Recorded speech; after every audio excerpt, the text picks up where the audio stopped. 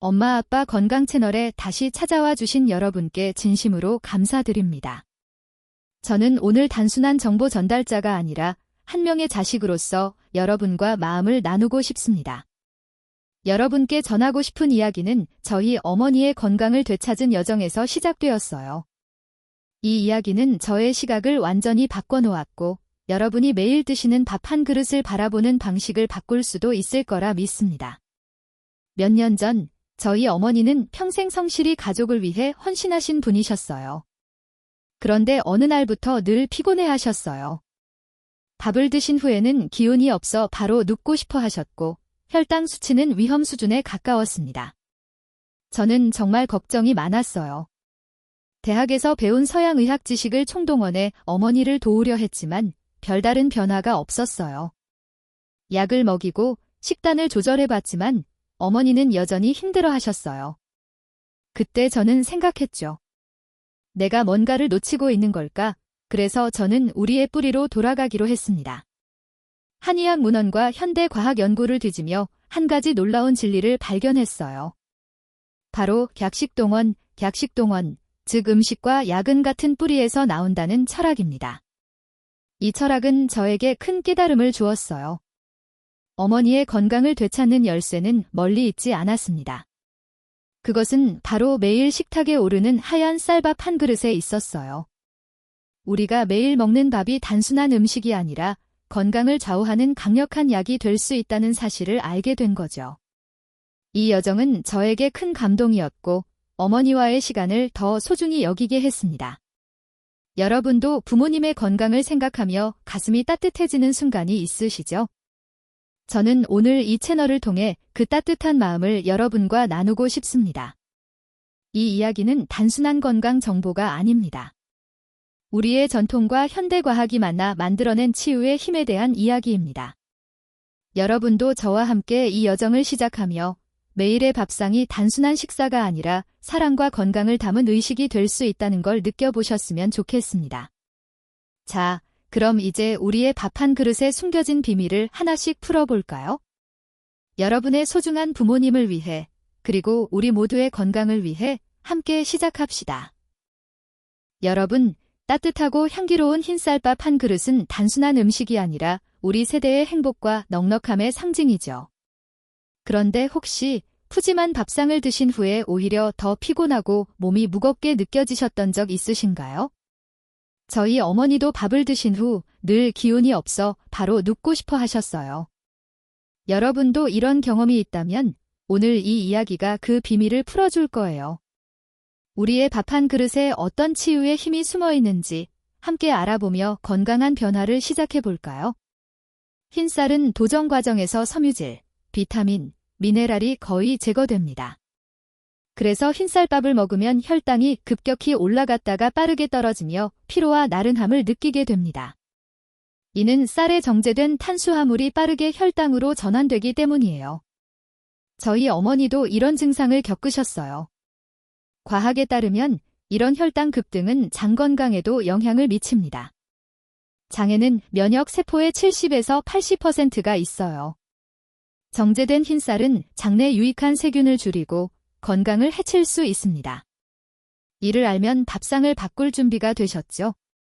저는 한국인으로서 정말 자랑스럽습니다. 서양의학이 최근 장 건강에 주목하기 시작했을 때 우리 조상님들은 이미 약식동원, 객식동원, 즉 음식과 약이 같은 뿌리라는 철학을 통해 건강의 핵심을 꿰뚫으셨죠. 현대과학도 이를 증명합니다. 우리 몸의 면역 세포 70에서 80%가 장에 있어요. 이는 우리의 전통 지혜가 얼마나 놀라운지 보여줍니다. 우리가 매일 먹는 음식이 건강을 결정짓는다는 거예요. 하지만 안타깝게도 한국은 194개국 중 대장암 발병률이 1위 또는 2위입니다. 특히 20대, 40세 젊은 층에서 증가하고 있어요.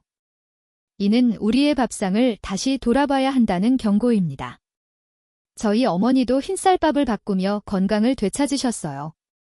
우리의 민족 정신은 단순한 전통이 아니라 과학으로 입증된 지혜입니다. 조상님들의 지혜를 되새기며 매일의 밥 한 그릇을 건강과 사랑의 의식으로 바꿔봅시다. 우리의 건강은 곧 민족의 힘입니다. 여러분, 안타까운 소식이 있습니다. 현재 한국은 194개국 중 대장암 발병률이 1위 또는 2위에 달합니다.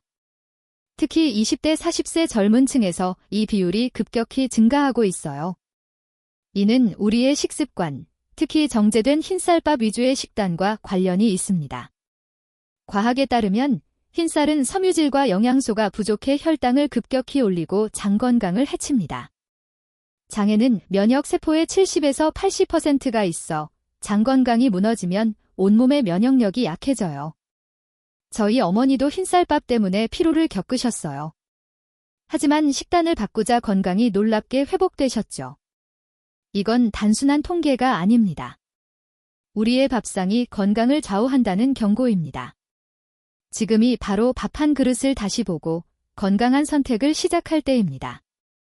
우리의 미래를 위해, 사랑하는 가족을 위해 변화를 시작합시다. 저희 어머니의 이야기는 제게 큰 깨달음을 주었어요. 어머니는 흰쌀밥을 드신 후 늘 피곤해하시며 기운이 없어 바로 눕고 싶어 하셨어요. 혈당 수치도 위험 수준에 가까웠죠. 저는 서양 의학 지식을 동원했지만 별 효과가 없었어요. 그러다 약식동원 철학을 발견하고 식단을 바꿨습니다. 흰쌀밥 대신 현미와 잡곡을 섞고 섬유질이 풍부한 반찬을 추가했어요. 놀랍게도 어머니의 피로가 줄어들고 기운이 넘치셨어요. 과학적으로 흰쌀은 섬유질과 영양소가 부족해 혈당을 급격히 올리고 장 건강을 해칩니다. 장에는 면역 세포의 70에서 80%가 있어 건강한 식단이 면역력을 키워줍니다. 이 경험은 밥 한 그릇이 단순한 음식이 아니라 치유의 열쇠임을 깨닫게 했어요. 여러분도 부모님의 건강을 생각하며 밥상을 바꿔보세요. 우리의 전통 지혜와 현대과학이 만난 이 작은 변화가 큰 건강의 변화를 가져올 거예요. 매일의 밥상이 가족의 건강과 행복을 지키는 첫걸음입니다. 여러분, 우리의 밥 한 그릇은 단순한 음식이 아니라 건강의 열쇠입니다. 한국은 대장암 발병률이 세계 1위 또는 2위일 정도로 심각합니다. 특히 젊은 층에서도 늘어나고 있어요. 이는 우리가 매일 먹는 흰쌀밥과 관련이 있습니다. 흰쌀은 섬유질이 부족해 혈당을 급격히 올리고 장 건강을 해칩니다. 저희 어머니도 흰쌀밥을 바꾸자 피로가 줄고 기운이 생기셨어요. 여러분도 지금 밥상을 다시 보세요. 우리의 민족 지혜, 약식동원은 과학으로 입증된 치유의 힘입니다. 건강한 밥상은 가족의 행복을 지킵니다. 오늘부터 작은 변화를 시작합시다. 다음 이야기에서는 밥 한 그릇을 더 건강하게 만드는 구체적인 첫걸음을 알려드릴게요. 함께 우리의 건강을 되찾아봅시다. 이제 밥을 단순한 탄수화물이 아닌 우리 몸을 살리는 보약으로 만드는 구체적인 첫걸음을 내디딜 시간입니다. 그 비결은 바로 제대로 씻기와 정성껏 불리기라는 아주 간단하지만 과학적인 두 가지 핵심 습관에 있습니다. 첫째, 쌀을 씻는 것은 단순히 먼지를 씻어내는 것을 넘어 쌀 표면의 과도한 전분을 제거해 혈당이 급격히 오르는 것을 막아주는 중요한 과정입니다. 그리고 더 중요한 두 번째 습관은 바로 쌀을 물에 불리는 것입니다. 이는 쌀의 껍질을 부드럽게 만들어 소화를 훨씬 편안하게 돕습니다. 하지만 진짜 비밀은 바로 피트산을 제거하는 데 있습니다. 쌀에는 우리 몸의 중요한 미네랄, 즉 철분, 아연, 칼슘의 흡수를 방해하는 피트산 성분이 포함되어 있습니다. 쌀을 따뜻한 물에 30분에서 60분 정도 불려두면 이 피트산이 분해되어 우리 몸이 쌀의 모든 영양소를 온전히 흡수할 수 있도록 준비시켜 줍니다. 이 두 가지 습관이 바로 건강한 밥상의 시작입니다. 쌀을 씻는 행위는 많은 분들이 단순히 불순물이나 먼지를 제거하는 과정이라고 생각합니다. 하지만 건강한 밥상을 위한 첫걸음으로서 쌀 씻기에는 그보다 훨씬 중요한 과학적 의미가 숨어 있습니다. 그 핵심은 바로 쌀 표면에 남아있는 과도한 전분을 제거하는 것입니다. 도정된 흰쌀은 이미 대부분의 영양분이 제거된 상태이며 이 표면의 전분은 우리 몸에 흡수되었을 때 혈당을 가장 빠르고 급격하게 올리는 주범이 됩니다. 이렇게 급격한 혈당 변화는 췌장에 부담을 주고 식후의 나른함과 피로감을 유발할 뿐만 아니라 장기적으로는 인슐린 저항성을 높여 당뇨병의 위험을 키울 수 있습니다.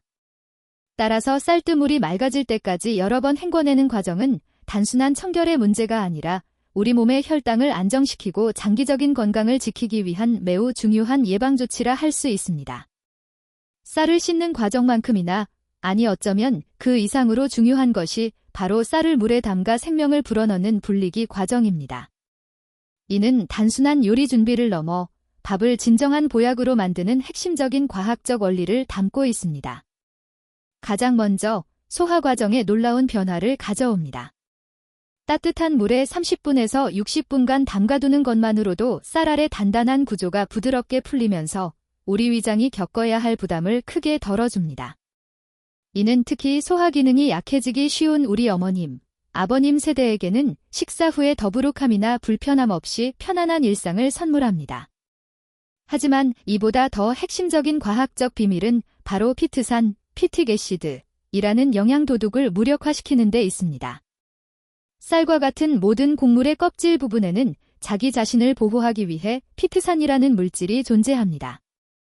이 피트산은 마치 강력한 자석처럼 우리 몸에 들어와서 뼈를 만드는 칼슘, 혈액을 만드는 철분, 면역력을 지키는 아연과 같은 필수 미네랄과 단단히 결합해 버립니다. 결국 우리가 아무리 좋은 반찬을 챙겨 먹어도 이 소중한 영양소들이 흡수되지 못하고 그대로 몸 밖으로 빠져나가게 되는 것입니다. 이는 빈혈로 인한 피로감, 면역력 저하, 그리고 무엇보다 골밀도 감소로 이어질 수 있는 심각한 문제입니다. 그러나 기적처럼 쌀을 물에 불리는 이 간단한 과정이 피트산의 결합 구조를 깨뜨려 무력하게 만듭니다. 쌀을 불리는 것은 닫혀있던 영양의 창고 문을 활짝 열어 그 안에 담긴 모든 생명력을 우리 몸이 남김없이 받아들일 수 있도록 하는 가장 중요하고 지혜로운 준비 단계입니다. 물론 기온이 높은 여름철에는 3시간 이상 불리면 세균 번식의 우려가 있으니 30분에서 60분이라는 황금 시간을 꼭 지켜주시는 것이 좋습니다. 이처럼 쌀을 불리는 것은 수많은 건강상의 이점을 가져다 주지만 우리가 꼭 기억해야 할 중요한 주의사항이 한 가지 있습니다. 특히 기온이 높고 습한 여름철에는 쌀을 물에 너무 오래 담가두는 것을 피해야 합니다. 쌀을 3시간 이상 물에 불릴 경우 따뜻한 온도로 인해 물속에서 세균이 빠르게 번식하여 밥맛을 변하게 할 뿐만 아니라 건강에도 해로울 수 있습니다. 이렇게 오염된 쌀로 밥을 지으면 복통이나 설사 등 식중독의 원인이 될 수 있으며 건강을 위해 시작한 습관이 오히려 우리 몸을 해치는 결과를 낳을 수 있습니다. 면역력이 상대적으로 약해지기 쉬운 우리 어머님, 아버님 세대에게는 이러한 작은 부주의가 더 큰 문제로 이어질 수 있기에 각별한 주의가 필요합니다. 따라서 쌀의 영양소를 최대한 활성화시키면서도 안전을 지킬 수 있는 30분에서 60분이라는 황금 시간을 꼭 지켜주시는 것이 현명합니다. 정성스러운 마음으로 이 시간을 지키는 것이야말로 우리 가족의 건강한 밥상을 완성하는 마지막 지혜라 할 수 있습니다. 이처럼 쌀을 정성껏 씻고 황금 시간 동안 불리는 작은 습관 하나가 비싼 보약을 챙겨 먹는 것만큼이나 우리 건강의 기초를 튼튼하게 다져줍니다. 하지만 이렇게 보약처럼 준비된 밥도 어떻게 먹느냐에 따라 그 효과는 하늘과 땅 차이가 될 수 있습니다. 밥 혼자만으로는 완전한 힘을 발휘하기 어렵습니다. 밥이 가진 치유의 힘을 극대화하고 혈당을 안정시키는 우리 조상들의 지혜가 담긴 황금 밥상의 비밀이 있습니다. 다음 시간에는 잘 불린 쌀을 어떤 반찬과 함께 먹어야 그 효과가 배가 되는지, 그리고 왜 밥은 절대 혼자 먹으면 안 되는지에 대해 자세히 알아보겠습니다. 이번 시간에 제가 드리고 싶은 가장 핵심적인 메시지는 바로 이것입니다. 밥은 절대 혼자 먹지 마십시오. 흰쌀밥과 같은 정제 탄수화물만 단독으로 섭취할 경우 우리 몸의 혈당은 매우 빠르고 급격하게 치솟게 됩니다. 이는 췌장에 큰 부담을 주며 피로감의 직접적인 원인이 됩니다. 하지만 여기에 섬유질이 풍부한 채소를 곁들이면 이야기는 달라집니다.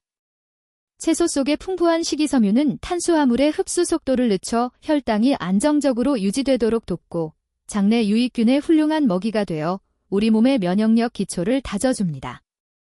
또한 여기에 우리 몸의 세포를 구성하는데 필수적인 단백질을 함께 섭취하는 것이 중요합니다. 결국 밥은 혼자 먹지 말라는 말은 밥을 섬유질, 단백질과 같은 다른 영양소들과 함께 균형 잡힌 팀으로 섭취하여 혈당과 장 건강, 그리고 면역력까지 모두 지키라는 의미입니다. 우리 한민족의 전통 밥상, 반상을 떠올려 보십시오. 밥 한 그릇을 중심으로 국과 여러 가지 다채로운 반찬들이 조화롭게 펼쳐져 있는 모습은 단순히 보기 좋은 것을 넘어 그 자체로 완벽한 영양 과학입니다. 밥은 우리 몸에 에너지를 공급하는 중요한 탄수화물이지만 혈당을 급격히 올릴 수 있는 잠재적 위험도 안고 있습니다. 바로 이때 주위를 둘러싼 신화와 같은 반찬들이 그 위험을 막고 밥의 이점을 극대화하는 지혜를 발휘합니다. 계절 나물과 채소 반찬의 풍부한 식이섬유는 밥의 탄수화물이 혈당으로 천천히 흡수되도록 돕는 1등 공신입니다. 또한 이 섬유질은 장내 유익균의 먹이가 되어 우리 몸 면역력의 70에서 80%가 존재하는 장의 환경을 건강하게 만듭니다. 여기에 된장이나 청국장 같은 발효콩으로 만든 단백질 반찬은 95% 이상이라는 놀라운 흡수율을 자랑하며 오랜 포만감을 줍니다. 이처럼 반상은 각 영양소가 서로를 보완하고 견제하며 최상의 균형을 이루도록 설계된 우리 조상들의 위대한 발명품이자 살아있는 약식동원 철학 그 자체입니다. 밥, 즉 정제 탄수화물만 단독으로 섭취했을 때 우리 몸에서 일어나는 일을 과학적으로 들여다볼 필요가 있습니다. 영양소가 거의 제거된 흰쌀밥은 우리 몸에서 아주 빠르게 포도당으로 분해되어 혈액 속으로 흡수됩니다. 이로 인해 혈당 수치는 마치 롤러코스터처럼 급격히 솟아올랐다가 곤두박질 치게 되고 이 과정에서 우리 몸은 극심한 피로감을 느끼고 췌장은 큰 부담을 안게 됩니다. 하지만 여기에 다른 영양소들이 더해지면 마법 같은 변화가 시작됩니다. 먼저 채소 반찬의 풍부한 식이섬유는 위장에서 수분을 흡수해 부풀어 오르며 포만감을 주고 음식물이 장으로 이동하는 속도를 물리적으로 늦춰줍니다. 그 결과 밥의 탄수화물이 혈당으로 전환되는 속도가 훨씬 완만해집니다. 또한 이 섬유질은 장내 유익균의 먹이가 되어 장 건강과 면역력 증진에 직접적으로 기여합니다. 단백질의 역할은 더욱 극적입니다. 밥과 같은 탄수화물이 위장에서 소화되는데 약 2시간이 걸리는 반면 육류와 같은 단백질은 소화되는데 3시간에서 5시간이 걸립니다. 이렇게 소화 시간이 긴 단백질을 밥과 함께 먹으면 전체 식사가 위장에 더 오래 머물게 되면서 혈당이 오르는 속도를 자연스럽게 제어하는 강력한 브레이크 역할을 해주는 것입니다.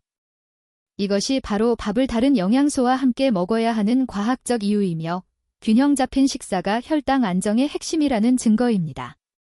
우리 몸의 근육과 세포를 만들고 포만감을 유지하여 과식을 막아주는 단백질은 건강에 필수적입니다. 많은 분들이 단백질을 보충하기 위해 고기를 찾지만 과학적으로 증명되었듯이 과도한 육류 섭취는 대장암 발병률을 높일 수 있습니다. 그래서 건강한 대안으로 식물성 단백질인 콩이 주목받지만 모든 콩 제품이 같은 효과를 내는 것은 아닙니다. 여기에 바로 우리 조상들의 놀라운 지혜가 담겨 있습니다. 우리가 흔히 먹는 두부나 두유의 단백질 흡수율은 약 65% 정도에 그칩니다. 하지만 콩을 발효시킨 된장이나 청국장의 경우 그 흡수율이 무려 95% 이상으로 극대화됩니다. 발효 과정에서 콩의 단백질 구조가 우리 몸이 흡수하기 가장 좋은 형태로 잘게 분해되기 때문입니다. 또한 발효 과정에서 생성된 수많은 유익균은 우리 몸 면역력의 70에서 80%가 존재하는 장의 환경을 직접적으로 개선하여 건강의 근본을 튼튼하게 만듭니다. 따라서 된장찌개 한 그릇은 단순한 음식이 아니라 가장 효율적인 식물성 단백질 공급원이자 장을 살리는 최고의 보약이라 할 수 있습니다. 많은 분들이 체중 조절을 생각하면 다이어트라는 단어부터 떠올리실 겁니다. 굶고, 참고, 맛있는 음식을 멀리해야 하는 고통스러운 과정 말입니다. 하지만 무작정 굶거나 특정 음식을 극단적으로 제한하는 방식은 우리 몸에 큰 충격을 주며 결국 조요 현상으로 이어져 건강을 해치기 쉽습니다. 이것은 단기적인 체중 감량일 뿐 근본적인 해결책이 될 수 없습니다. 그래서 오늘 저는 다이어트라는 단어 대신 현명한 양 조절이라는 새로운 관점을 제안하고 싶습니다. 이는 살이 찐 후에 허겁지겁 살을 빼려고 노력하는 것이 아니라 매일의 식사 습관 자체를 건강하게 바꿔서 살이 찌지 않는 체질로 스스로를 만들어가는 과정입니다. 즉, 억지로 참는 것이 아니라 우리 몸의 원리를 이해하고 지혜롭게 먹는 기술을 배우는 것입니다. 이러한 생각의 전환이야말로 스트레스 없이 즐겁고 지속 가능한 방식으로 건강을 지키는 가장 확실한 첫걸음입니다. 현명한 양 조절의 첫 번째 기술은 바로 우리의 뇌를 속이는 심리학적 방법, 그릇의 마법입니다.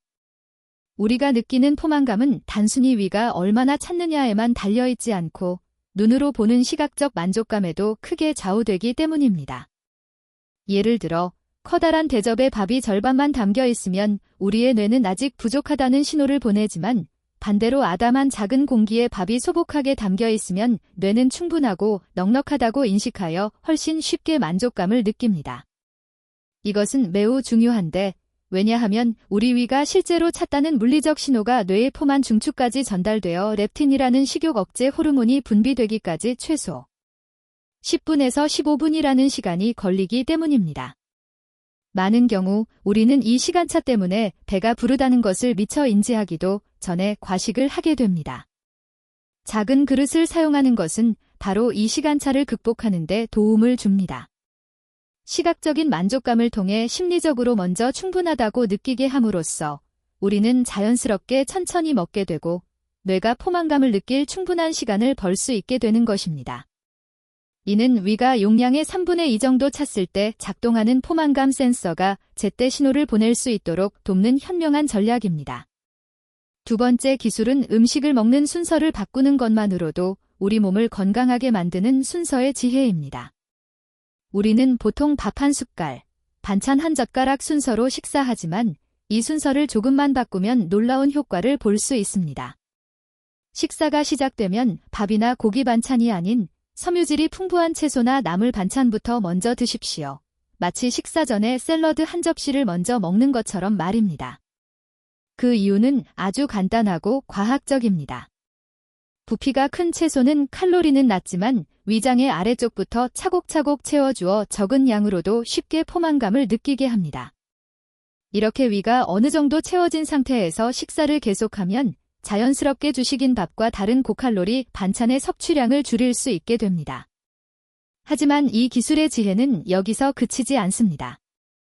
먼저 섭취된 채소의 풍부한 식이섬유는 마치 스펀지처럼 작용하여 나중에 들어오는 밥의 탄수화물이 혈당으로 빠르게 전환되는 것을 막아주는 방어막 역할을 합니다. 더 나아가 이 섬유질은 우리 몸 면역력의 70에서 80%가 존재하는 장으로 내려가 유익균의 훌륭한 먹이가 되어줍니다. 이는 단순히 살을 빼는 것을 넘어 장내 환경을 개선하고 우리 몸의 근본적인 건강을 지키는 매우 중요한 과정입니다. 마지막 세 번째 기술은 앞선 두 가지보다 훨씬 더 중요하고 근본적인 방법, 바로 15분의 비밀입니다. 이것은 우리 뇌와 위장이 소통하는 시간을 존중하는 과학적인 식사법입니다. 우리가 식사를 시작하고 위가 채워져도 우리 뇌가 이제 배가 부르다고 인지하기까지는 시간이 필요합니다. 식욕을 억제하는 렙틴이라는 호르몬이 뇌에서 분비되어 신호를 보내기까지 약 10분에서 15분이 걸리기 때문입니다.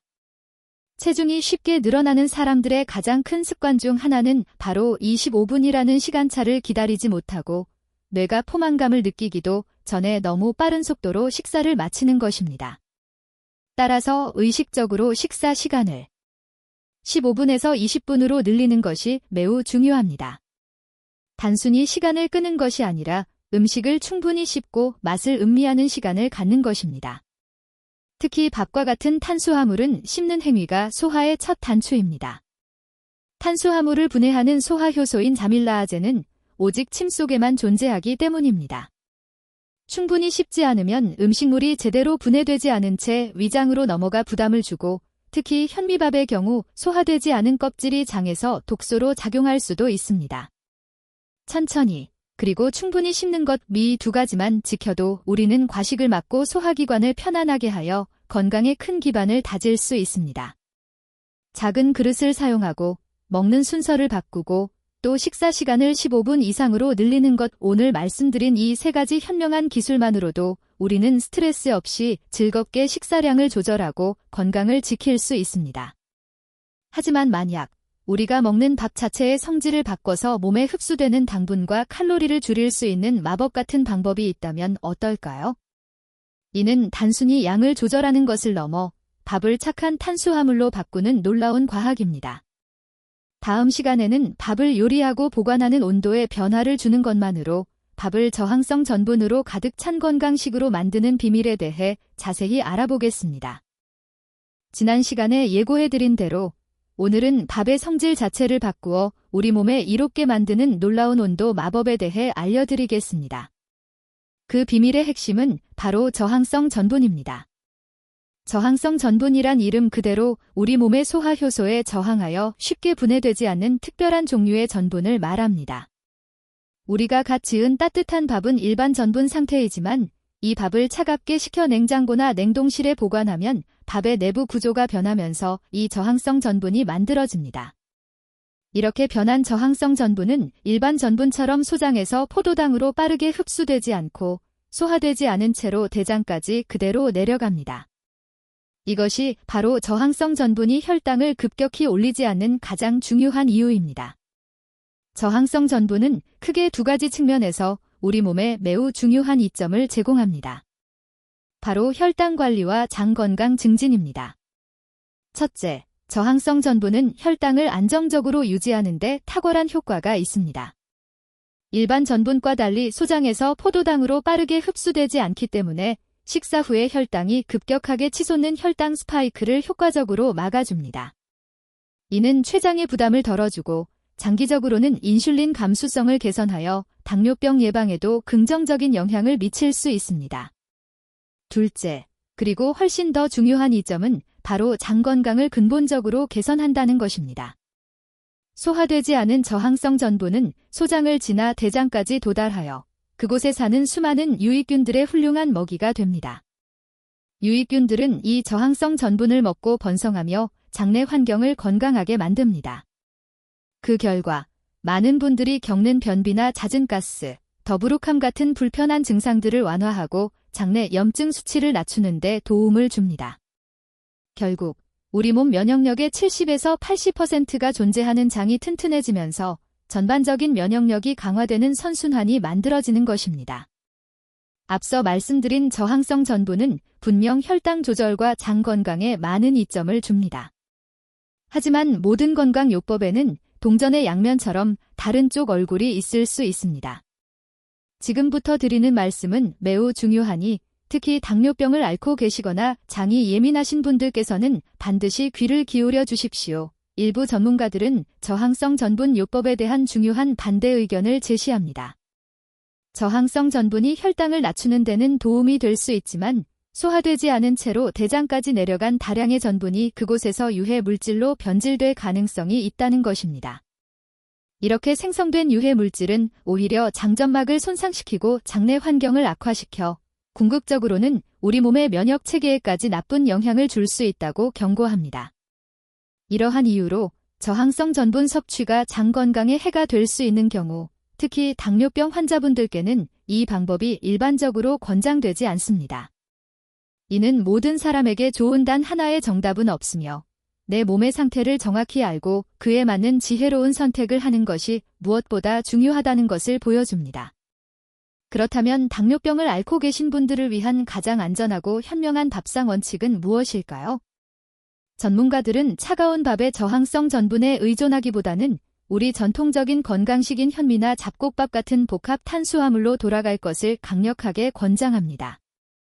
흰쌀밥과 같은 단순 탄수화물은 혈당 지수 즉 GI 지수가 높아 혈당을 급격히 올리지만 현미나 통곡물 같은 복합 탄수화물은 GI 지수가 낮아 혈당을 훨씬 완만하고 안정적으로 유지해줍니다. 이는 소화 흡수가 천천히 이루어지기 때문이며 우리 몸에 꾸준하고 안정적인 에너지를 공급해줍니다. 하지만 가장 중요한 것은 먹는 방식입니다. 반드시 천천히 그리고 아주 여러 번 꼭꼭 씹어서 드셔야 합니다. 특히 현미의 껍질은 제대로 씹어 잘게 부수지 않으면 소화되지 않고 장에나마 독소로 작용할 수 있기 때문에 충분히 씹는 습관은 선택이 아닌 필수입니다. 또한 아무리 GI 지수가 낮은 건강한 밥이라도 과식하면 혈당 조절에 실패할 수 있으므로 항상 적당량만 섭취하는 것이 중요합니다. 결론적으로 당뇨 환자분들께는 좋은 탄수화물을 골라 천천히 꼭꼭 씹어 적당량 먹는 이 세 가지 기본 원칙을 지키는 것이 가장 안전한 길입니다. 오늘 우리는 저항성 전분이라는 개념을 통해 같은 음식이라도 어떻게 먹느냐에 따라 약이 될 수도 독이 될 수도 있다는 점을 알아보았습니다. 모든 사람에게 적용되는 단 하나의 정답은 없으며 가장 중요한 것은 내 몸의 상태를 정확히 알고 그에 맞는 지혜로운 방법을 선택하는 것입니다. 그렇다면 밥을 시키는 복잡한 과정 없이 밥을 짓는 그 순간에 무언가를 더하는 것만으로 밥을 보약으로 만들 수는 없을까요? 놀랍게도 우리 주방에 흔히 있는 몇 가지 재료를 밥물에 한 스푼 더하는 것만으로 밥의 혈당 지수를 낮추고 영양을 더하며 항산화 효과까지 더할 수 있는 놀라운 비법들이 있습니다.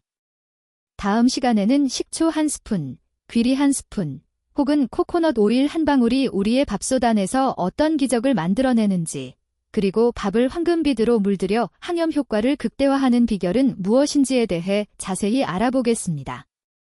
우리 가족의 건강을 지키는 가장 쉽고 맛있는 비결들을 기대해주세요.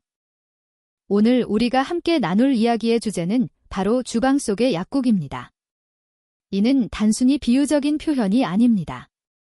비싼 약이나 특별한 건강식품이 아닌 우리가 매일 사용하는 주방에 있는 평범한 재료들을 통해 우리 몸을 치유하고 건강을 지킬 수 있다는 과학적인 진실입니다. 지난 시간에는 밥을 식혀서 저항성 전분을 만드는 법을 알아보았지만 이제부터는 더 쉽고 간단한 방법을 알려드릴 것입니다.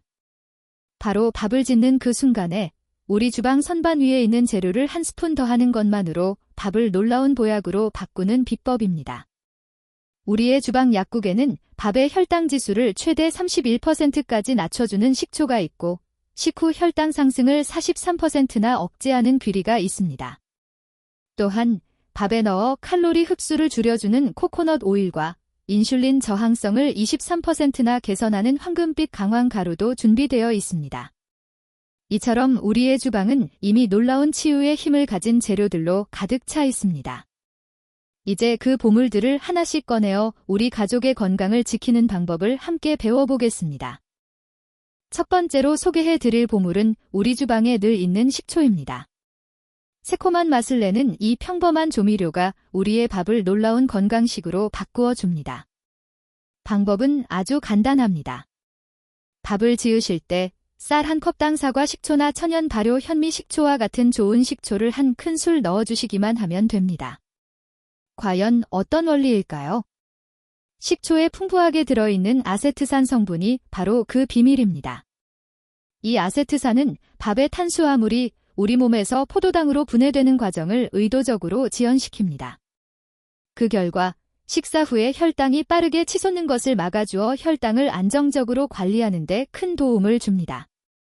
실제로 한 연구에 따르면 식초를 넣어 지은 밥은 그렇지 않은 밥에 비해 혈당 지수 즉 GI 지수를 최대 31%까지 낮추는 것으로 나타났습니다. 이것은 단순히 일시적인 효과에 그치지 않습니다. 매 식사마다 이렇게 췌장이 겪어야 할 과도한 부담을 줄여주면 장기적으로 췌장의 건강을 지키고 당뇨병을 예방하는 튼튼한 방어막을 만드는 것과 같습니다. 물론 주의하실 점도 있습니다. 효과를 제대로 보시려면 양조간장이나 설탕이 들어간 일반 조미 식초가 아닌 첨가물이 없는 천연 발효 식초를 사용하시는 것이 중요합니다. 또한 평소 위가 약하거나 속이 쓰리신 분은 처음에는 반 큰술 정도로 시작하여 서서히 양을 늘려가시는 것이 안전합니다. 두 번째로 소개해드릴 보물은 바로 귀리, 우리가 흔히 오트밀이라고 부르는 건강 곡물입니다. 귀리는 슈퍼푸드로 잘 알려져 있지만 밥을 지을 때 소량만 넣어도 밥을 놀라운 건강식으로 바꾸는 힘을 가지고 있습니다. 방법은 식초만큼이나 간단합니다. 쌀 한 컵, 즉 150g을 기준으로 말린 귀리 한 작은술을 함께 넣어 밥을 지으시면 됩니다. 귀리의 핵심 성분은 바로 수용성 식이섬유인 베타글루칸입니다. 이 베타글루칸은 우리 몸속에서 아주 중요한 두 가지 역할을 수행합니다. 첫째, 베타글루칸은 끈적끈적한 젤 형태로 변하여 음식물이 위장에서 소장으로 넘어가는 속도를 늦춥니다. 이는 밥의 당분이 혈액으로 흡수되는 속도를 자연스럽게 늦추어 식후 혈당이 급격하게 오르는 것을 막아줍니다. 한 연구에서는 이 방법이 식후 혈당 상승을 최대 43%까지 줄여준다고 보고했습니다. 둘째, 베타글루칸은 우리 혈관 건강을 위협하는 나쁜 콜레스테롤, 즉 LDL 콜레스테롤을 흡착하여 대변으로 배출시키는 놀라운 능력을 가지고 있습니다. 밥에 귀리 한 스푼을 더하는 습관이 혈당 관리뿐만 아니라 심혈관 질환 예방에도 도움이 되는 것입니다. 다만 한 가지 기억하실 점은 귀리의 풍부한 섬유질 때문에 너무 많은 양을 넣을 경우 배에 가스가 차거나 더부룩함을 느낄 수 있습니다. 따라서 꼭 정해진 양만큼만 사용하시는 것이 좋습니다. 세 번째 보물은 바로 향기로운 코코넛 오일입니다. 코코넛 오일이 다이어트와 건강에 좋다는 이야기는 많이 들어보셨을 텐데요. 이 오일을 밥에 넣으면 밥이 가진 성질 자체를 바꾸는 놀라운 역할을 합니다. 방법은 역시 아주 간단합니다. 밥솥에 쌀과 물을 넣은 뒤 코코넛 오일 한 작은술을 함께 넣고 평소처럼 취사 버튼을 누르시면 됩니다. 과연 밥에 기름을 넣는데 어떻게 건강에 더 좋을 수 있을까요? 그 비밀은 바로 지난 시간에 배운 저항성 전분에 있습니다. 밥이 끓는 과정에서 코코넛 오일의 지방 분자가 쌀의 전분 입자 속으로 침투하여 그 구조를 변화시킵니다. 이 과정은 쌀의 일반 전분이 소화가 잘 되지 않는 저항성 전분으로 전환되도록 돕습니다. 그 결과 우리 몸이 밥으로부터 흡수하는 최종적인 당분의 양과 칼로리가 자연스럽게 줄어들게 됩니다. 즉, 같은 양의 밥을 먹더라도 우리 몸에 쌓이는 부담은 훨씬 적어지는 것입니다. 이는 밥을 포기하지 않고도 건강하게 체중을 관리하고 싶은 분들에게 아주 좋은 소식입니다. 물론 몇 가지 주의사항이 있습니다. 반드시 식용이 가능한 순수한 코코넛 오일을 사용해야 하며 향에 민감하신 분들은 향이 없거나 적은 제품을 선택하는 것이 좋습니다. 또한 코코넛 오일도 지방이므로 너무 많은 양을 넣는 것은 피하고 정량을 지키는 것이 중요합니다. 마지막 네 번째 보물은 바로 황금빛 향신료, 강황입니다. 카레의 주원료로 우리에게 친숙한 강황은 그 자체로 강력한 약효를 지닌 슈퍼푸드입니다. 하지만 강황을 활용하는 방법은 앞선 세 가지 보물과 조금 다릅니다. 밥을 지을 때 넣는 것이 아니라 밥이 다 된 후 따뜻할 때 소량을 솔솔 뿌려 섞어주는 것이 핵심입니다. 왜냐하면 강황의 핵심 성분인 커큐민은 열에 약하기 때문입니다. 따뜻한 밥에 뿌려주면 커큐민의 손실 없이 그 효과를 온전히 누릴 수 있습니다. 이 커큐민 성분은 우리 몸속의 염증을 억제하는 강력한 항염증, 항산화 물질입니다. 만성염증은 당뇨병을 포함한 여러 만성질환의 근본 원인으로 지목되는데 강황 섭취는 바로 이 염증을 다스리는 데 도움을 줍니다. 더 나아가 커큐민은 우리 몸의 인슐린 감수성을 개선하는 데 직접적인 영향을 미칩니다. 한 연구에서는 강황 섭취가 인슐린 저항성을 최대 23%까지 낮춰준다고 보고하며 이는 혈당 관리에 매우 긍정적인 신호입니다. 강황을 사용하실 때에는 반드시 기억하셔야 할 점들이 있습니다. 우리가 흔히 아는 노란 카레 가루가 아닌 다른 첨가물이 없는 순수 강황 가루를 사용하셔야 합니다. 또한 강황은 혈액을 묽게 하는 효과가 있으므로 혈액 희석제나 항응고제 혹은 당뇨병 약을 복용하고 계신 분이라면 반드시 섭취 전에 의사나 약사와 상담하셔야 합니다. 안전이 가장 중요하기 때문입니다. 지금까지는 먹는 밥에 대해 이야기했지만 마지막으로 우리 어머님들의 외적인 아름다움을 위한 특별한 선물을 하나 더 준비했습니다. 바로 우리가 밥을 지을 때 무심코 버렸던 쌀뜨물을 활용한 천연 피부관리 비법입니다. 이 방법은 김이나 잡티를 옅게 하는데 도움을 줄 수 있습니다. 가장 중요한 것은 반드시 두 번째 씻은 쌀뜨물을 사용하는 것입니다. 첫 번째 물에는 불순물이나 농약 성분이 남아있을 수 있기 때문입니다. 두 번째 쌀뜨물에는 피부 미백 효과가 뛰어난 피트산 성분이 풍부하게 들어있어 멜라닌 생성을 억제하고 각질을 부드럽게 제거해줍니다. 여기에 피부의 보습과 항산화 효과를 더해줄 꿀을 섞어주는 것이 비법의 핵심입니다. 쌀뜨물 20ml에 꿀 단 한 방울만 섞어주세요. 이것이 바로 황금 비율입니다. 이렇게 만든 천연팩을 얼굴에 바르신 후 정확히 10분만 기다렸다가 미온수로 깨끗하게 씻어내야 합니다. 절대로 바르고 주무시면 안 됩니다. 가장 중요한 규칙은 반드시 저녁에만 사용해야 한다는 것입니다. 쌀뜨물의 피트산이 가벼운 각질 제거 효과가 있어 팩을 한 후 낮에 햇빛을 쬐면 피부가 더 민감하게 반응할 수 있기 때문입니다. 그리고 이 팩은 반드시 매일 밤 새롭게 만들어 사용하셔야 합니다. 천연 재료라 쉽게 변질되고 산화될 수 있어 만들어두고 쓰는 것은 효과가 없을 뿐만 아니라 피부 트러블을 유발할 수 있습니다.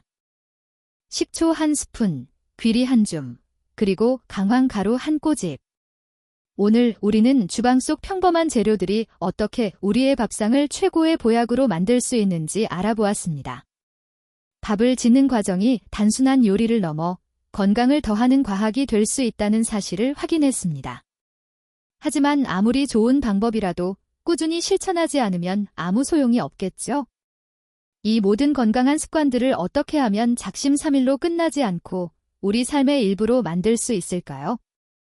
다음 마지막 시간에는 이러한 모든 건강한 행동들이 단순한 해야 할 일의 목록을 넘어 나 자신과 우리 가족을 존중하고 사랑하는 소중한 의식으로 자리 잡게 하는 방법에 대해 이야기하며 이 여정을 마무리하려 합니다. 지난 시간에는 주방 속 재료들로 밥을 보약으로 만드는 법을 알아보았습니다. 오늘 이 시간에는 이 모든 건강한 습관들을 어떻게 우리 삶의 일부로 만들 수 있는지 그 마지막 여정을 함께하고자 합니다. 처음에는 저도 어머니의 건강을 위해 하나씩 시도했던 작은 변화들이었습니다. 하지만 하나의 사려 깊은 선택이 또 다른 선택으로 이어지면서 이 행동들은 더 이상 번거로운 일이 아니게 되었습니다. 어느새 쌀을 씻고, 불리고, 건강한 재료를 더하는 그 모든 과정은 저와 제 어머니에게 있어 가족의 건강을 기원하고 스스로를 존중하는 소중한 의식이 되었습니다. 이제 저희 어머니는 식사 후에 더 이상 피곤해하지 않으십니다. 오히려 활기가 넘치시고 혈당 수치도 안정적으로 유지되고 있습니다. 약에만 의존했던 과거와 달리 이제 어머니는 매일의 밥상을 통해 스스로의 건강을 가꾸고 계십니다. 제가 오늘 이 긴 이야기를 들려드린 이유는 이 지혜가 저희 가족에게만 머무르지 않았으면 하는 바람 때문입니다. 어머님, 아버님께서 오늘 배운 것들을 주변 친구분들과 자녀분들과 함께 나눠보세요. 정성을 다해 지은 건강한 밥 한 그릇을 나누는 것은 돈으로 살 수 없는 가장 큰 사랑과 관심의 표현입니다. 어머니의 건강이 바로 가정의 건강이고 더 나아가 우리 사회의 건강입니다. 젊음을 좇는 것이 아니라 지금의 인생 단계를 존중하고 지혜롭게 가꾸어 나가는 것이야말로 진정한 아름다움입니다. 오늘까지 이 긴 여정에 함께 해주셔서 진심으로 감사합니다.